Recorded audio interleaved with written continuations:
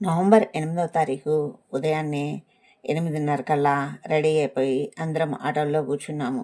ఈరోజు 84 మహాదేవ ఆలయాలలో భాగంగా ఈరోజు కొన్ని సందర్శిస్తాము. 84 మహాదేవ ఆలయాలు 84 ఏటికవే ప్రత్యేకత.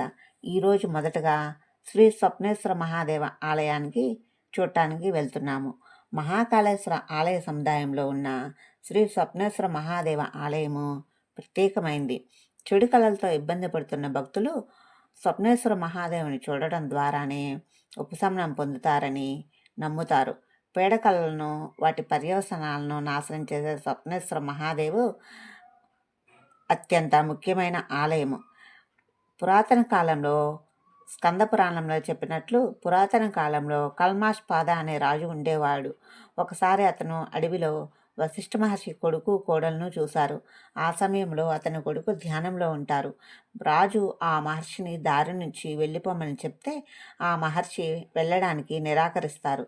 కోపంతో రాజు అతన్ని కొరడాతో కొట్టడం ప్రారంభించాడు.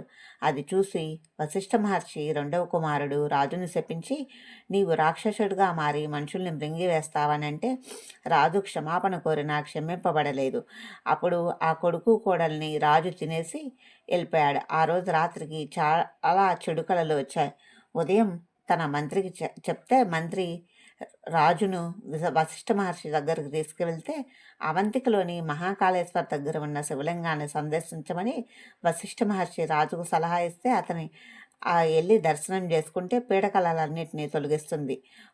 వశిష్ఠ మహర్షి సలహాను అనుసరించి రాజు అవంతిక వద్ద శివలింగాన్ని సందర్శించి పూజించడం వల్ల చెడుకలు తగ్గినందువలన స్వప్నేశ్వర మహాదేవుగా ప్రసిద్ధిగాంచింది.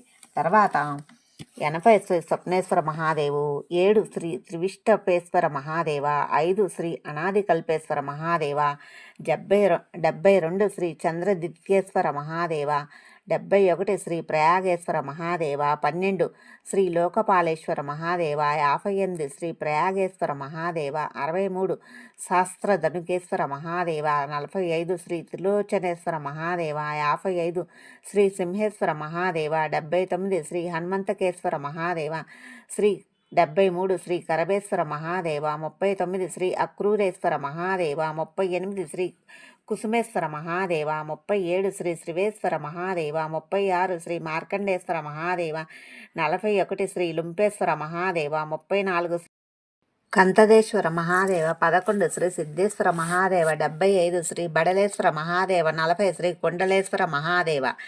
ఈ ఆలయాలన్నీ ఈరోజు చూసాము. మొత్తం ఈరోజు 21 మహాదేవ ఆలయాలు దర్శనం చేసుకున్నాము.